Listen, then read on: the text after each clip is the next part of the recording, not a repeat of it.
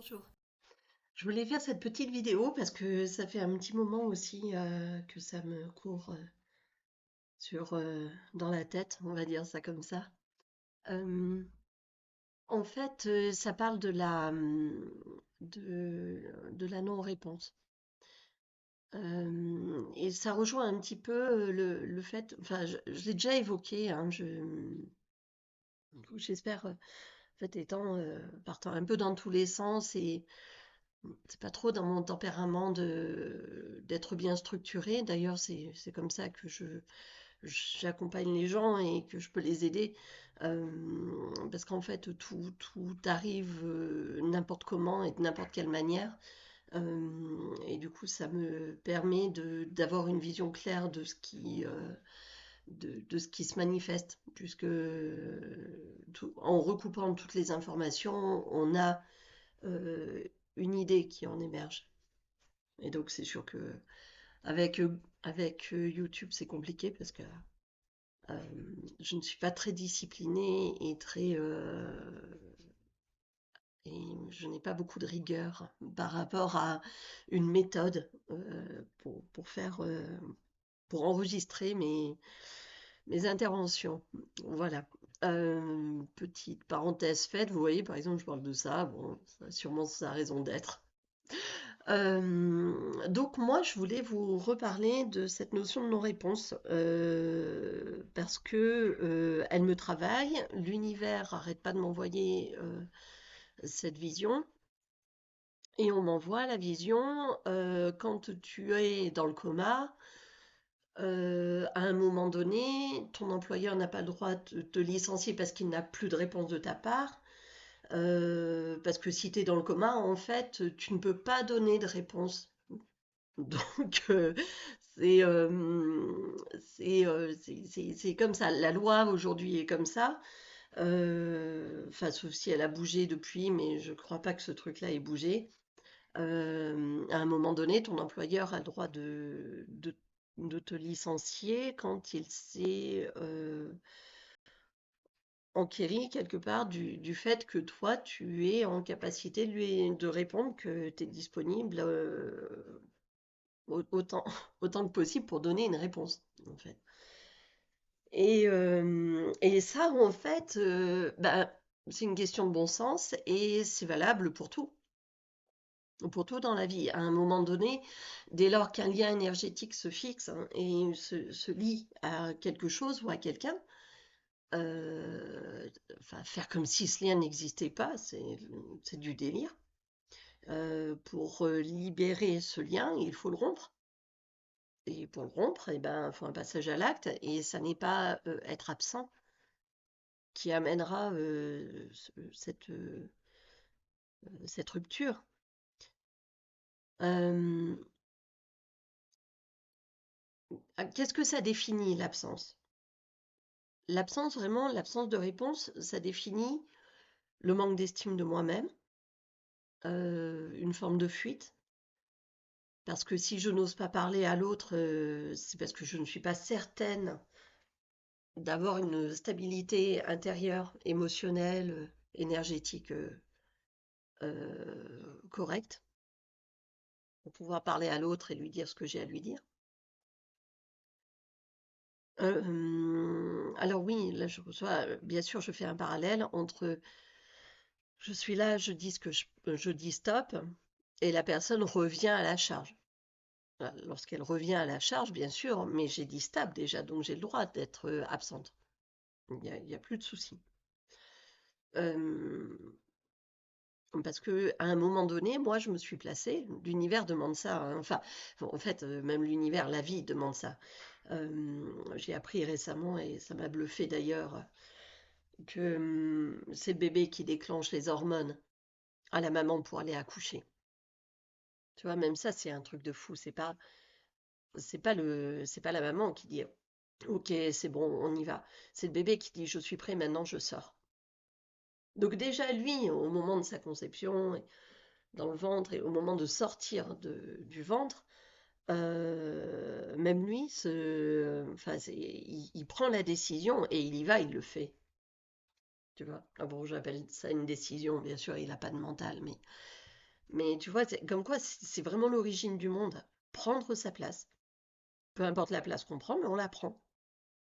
Et à un moment donné, quand l'autre est là et que je ne veux plus avoir affaire à lui, bah, je prends ma place et je lui dis, je ne veux plus avoir affaire à toi.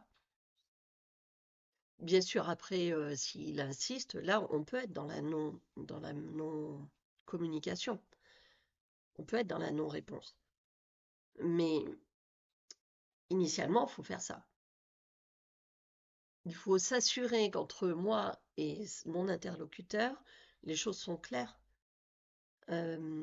pour éviter de créer des égrégores et des fissures dans mon intégrité. Si j'ai été de mauvaise foi, j'ai été face à une peur diverse ou variée, et que j'ai coupé les ponts, mais à cause de ça, j'ai le droit de lui dire non, mais je m'arrête parce qu'en fait, ce que tu me proposes, moi, ça me fait peur et je n'ai pas envie d'être comme ça avec toi et je n'ai pas envie d'être avec toi. Et là, on est sur du clean. Ça ne veut pas dire on reste ensemble ou quoi que ce soit, c'est on est clean. Voilà moi qui je suis, je connais mes émotions, je connais mes valeurs. Ce que tu proposes ne me convient pas, donc je te le dis, ça ne me convient pas, et j'y vais. Quand je ne vais pas répondre, ça laisse des flottements, des trous énergétiques.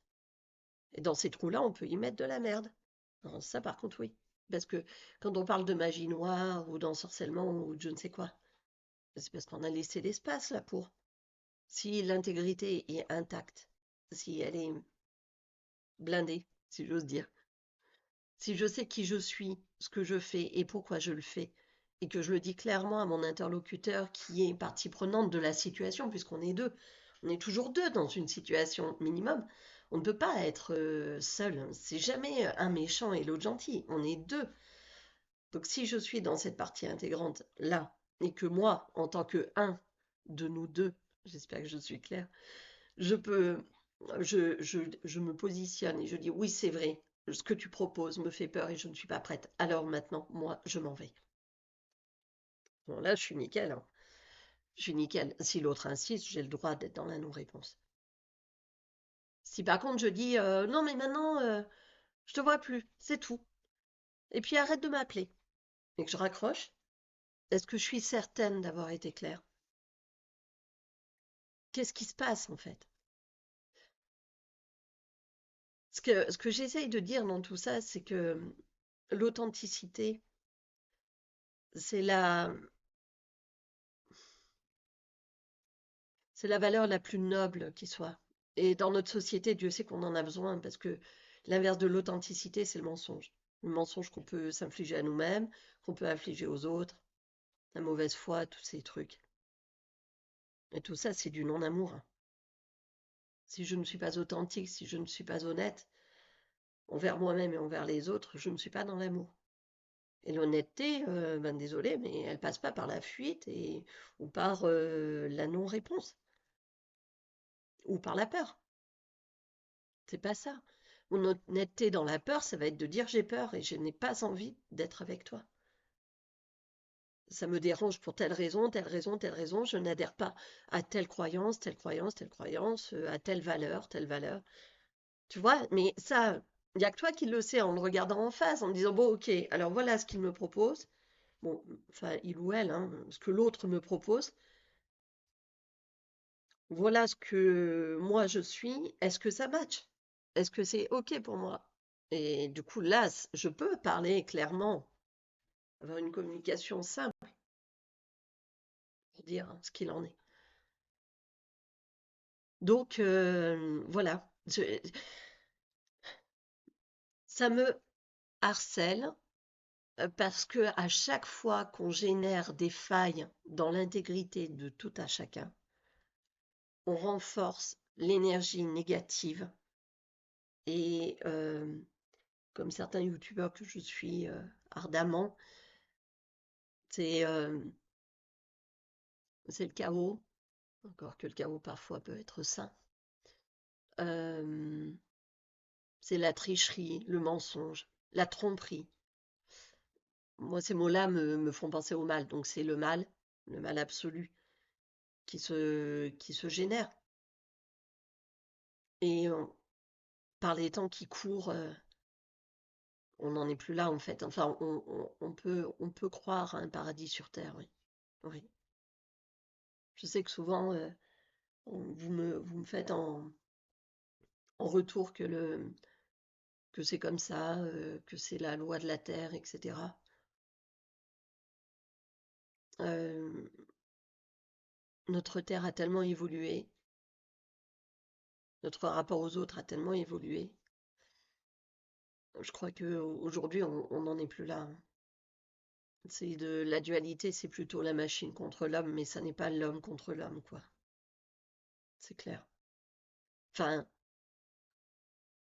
quand je dis ça, ça semble comme si ça glissait à l'intérieur.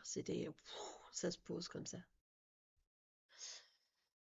Mais par contre, si je suis dans mes failles, si je suis dans mon doute, dans mon instabilité, euh, dans la méconnaissance de mes valeurs, de qui je suis, si je suis dans ça, potentiellement, on peut arriver et me bousculer et voir.